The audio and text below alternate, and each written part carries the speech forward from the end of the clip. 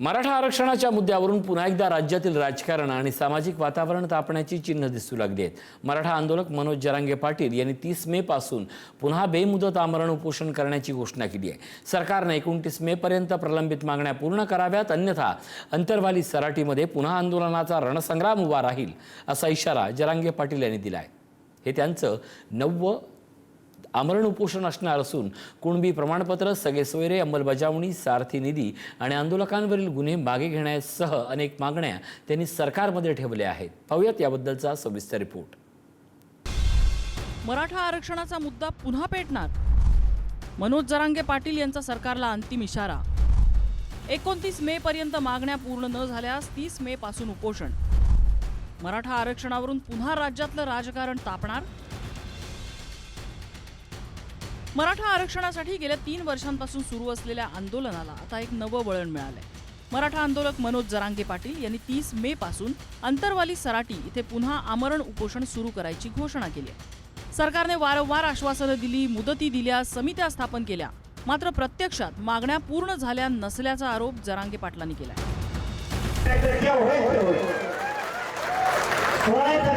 मागणी आपली हैदराबादचा गॅजेटियरचा जी.आर. काढलाय, स्थानिक चौकशीचा अहवाल सांगायला सुरुवात करायला आता सगळी। त्याचप्रमाणे मराठवाड्यातल्या सगळ्या मराठ्यांना कुणबी प्रमाणपत्र 29 मेच्या आदेश 30 मेला आंदोलन सुरू होणार। मनोज जरांगे यांच्या उपोषणाच्या घोषणेमुळे सरकारवर प्रश्न उपस्थित झाले। जरांगेंवर पुन्हा सरकारच्या दिरंगाई विरोधात आंदोलन करायची वेळ आली। 29 ऑगस्ट 2023 ते 14 सप्टेंबर 2023 जालन्यातल्या अंतरवाली सराटी इथे आरक्षणासाठी पहिलं मुख्य आमरण उपोषण। 1 सप्टेंबर रोजी झालेल्या पोलीस लाठीमारानंतर हे आंदोलन तीव्र। तत्कालीन मुख्यमंत्री एकनाथ शिंदे यांच्या आश्वासनानंतर 14 सप्टेंबरला 40 दिवसांची मुदत घेऊन उपोषण मागे। दुसरं उपोषण 25 ऑक्टोबर 2023 ते 2 नोव्हेंबर 2023 सरकारने दिलेली मुदत संपल्याने अंतरवालीमध्ये दुसरं उपोषण।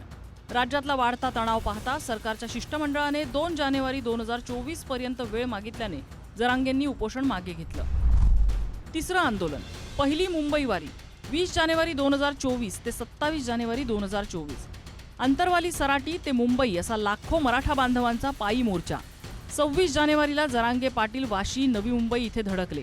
सरकारने सगळे सोयरे अध्यादेशाचा मसुदा रात्री जाहीर केल्याने 27 जानेवारीला मुख्यमंत्र्यांच्या हस्ते ज्यूस पिऊन त्यांनी आंदोलन मागे घेतलं।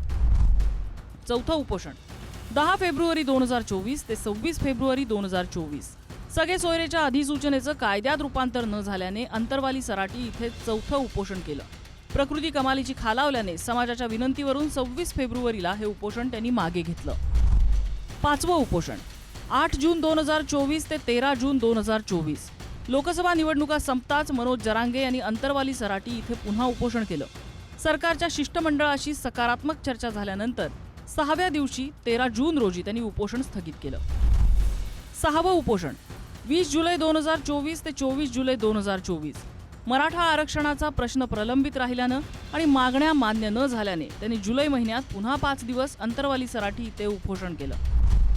7वं उपोषण 17 सप्टेंबर 2024 ते 25 सप्टेंबर 2024 विधानसभा निवडणुकीच्या आचारसंहितेपूर्वी सरकारने मागण्या मान्य कराव्या यासाठी त्यांनी आंदोलन केलं, मात्र तब्येत खालावल्यामुळे आणि डॉक्टरांच्या सल्ल्याने 25 सप्टेंबरला त्यांनी उपोषण मागे घेतलं।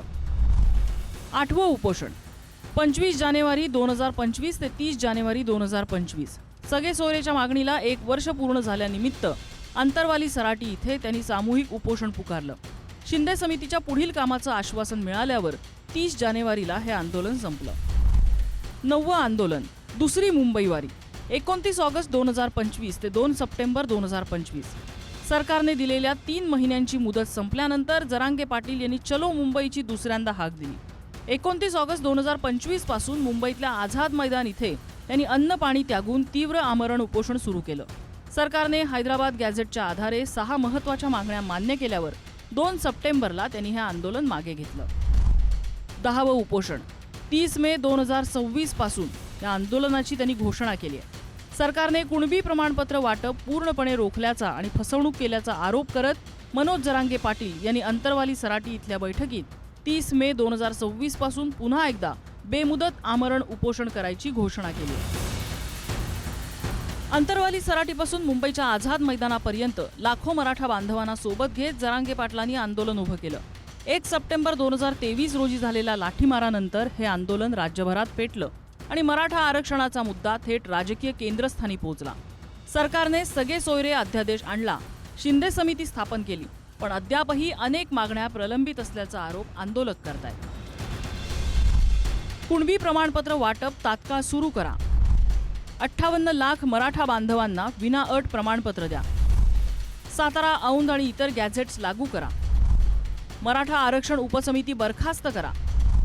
मराठा कुणबी समाजासाठी स्वतंत्र मंत्रालय स्थापन करा. सारथी संस्थेचा प्रलंबित निधी मुक्त करा. आंदोलकांवरील सर्व गुन्हे मागे घ्या. जरांगे पाटलांनी सरकारवर गंभीर आरोपही केले आहेत. मुख्यमंत्री आणि सरकारने अधिकाऱ्यांना अंतर्गत सूचना देत कुणबी प्रमाणपत्र वाटप रोखल्याचा आरोप त्यांनी केलाय. तसंच 28 मे रोजी अंतरवाली सराटी इथे तज्ज्ञ, अभ्यासक आणि कायदे तज्ज्ञांची बैठक होणार आहे. 29 मे ही सरकारसाठी अंतिम मुदत असणार आहे. मागण्या पूर्ण न झाल्यास 30 मे पासून पुन्हा बेमुदत आमरण उपोषण सुरू होणार आहे. दरम्यान जरांगे पाटील यांच्या घोषणेनंतर राजकीय प्रतिक्रिया सुद्धा समोर यायला लागल्या. सामाजिक न्याय मंत्री संजय शिरसाट यांनी सरकार सकारात्मक असल्याचं सांगितलंय. स्वतः विखे पाटीलांनी जरांगेंची भेटही घेतली होती. त्यामध्ये नेमकं काय बोलणं झालं त्याबद्दलची आम्हाला माहित नाही, परंतु त्यावेळेला ज्या मागण्या मान्य केल्या होत्या त्याच्यासाठी सरकारने सकारात्मक पावलं उचललेली आहेत आणि हे आंदोलन होऊ नये त्यापूर्वी हे त्यांच्या असलेल्या मागण्या या किती तडीस नेता येईल याचा प्रयत्न सरकार निश्चित करेल. परंतु सरकारची भूमिका ही मराठा समाजाला आरक्षण देण्याची, परंतु इतर समाजाच्या आरक्षणाला धक्का न लावू देता ही आहे, होती आणि राहील. ठाकरेंच्या शिवसेनेचे नेते अंबादास दानवे यांनी सरकारने जरांगेंच्या मागण्यांवर गांभीर्यानं विचार करावा अशी मागणी केली आहे. मला असं वाटतं त्यांनी जे मागण्या मंजूर झाल्या होत्या त्याची अंमलबजावणी अजून पाहिजे तशी झालेली नाही, म्हणून त्यांनी उपोषणाचा मार्ग अवलंबत असतील. ठीक आहे, त्यांच्या मागण्यावर सरकारने विचार करावा. दुसरीकडे ओबीसी नेते नवनाथ वाघमारे यांनी जरांगे पाटील यांच्या आंदोलनावर टीका केली आहे. 80% जागा कोणत्या ओबीसीनं खाल्ल्या? अरे गेल्या अनेक वर्षापासून तुम्हीच आमदार, तुम्हीच खासदार, तुम्हीच मंत्री, तुमचेच मुख्यमंत्री, साखर कारखाने तुमचे, दूध डेऱ्या तुमच्या, बँका तुमच्या आणि पूर्ण राज्याला तुम्ही लुटून खाल्लं आणि तरी सुद्धा तुम्ही आमच्या ओबीसीवर गरळ ओकांडल्याशिवाय राहत नाही आणि पुन्हा ओबीसीनं 80% जागा खाल्ल्या म्हणता. अरे ओबीसी ज्या पदावर गेले ते गुणवत्तेनुसार गेले. तुमच्यासारख्या कुठेतरी घुसखोरी करून ओबीसी समाज कधी गेलेला नाही. हे आंदोलन तत्कालीन मुख्यमंत्री आणि आता राज्याचे उपमुख्यमंत्री असणारे एकनाथ शिंदेच्या आदेशानं, शरद पवारांच्या आदेशानं, कारण एकनाथ शिंदेचे अनेक मंत्री जरांगेला येऊन भेटतात आणि त्याच्यानंतरच हा 5वी नापास जरांग्या आंदोलनाची भूमिका घेतो. काँग्रेसचे जालन्याचे खासदार डॉक्टर कल्याण काळे यांनी मराठा समाजासाठी स्वतंत्र मंत्रालयाच्या मागणीला पाठिंबा दिलाय. काय वावगं स्वतंत्र मंत्रालय स्थापन करायला घेतलं तर काय वेगळं चुकीचं मागणी केली नाही.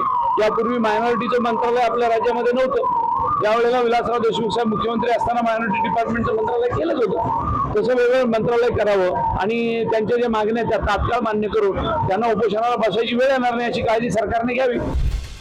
मराठा आरक्षणाचा प्रश्न पुन्हा एकदा आंदोलनाच्या टप्प्यावर पोहोचलाय.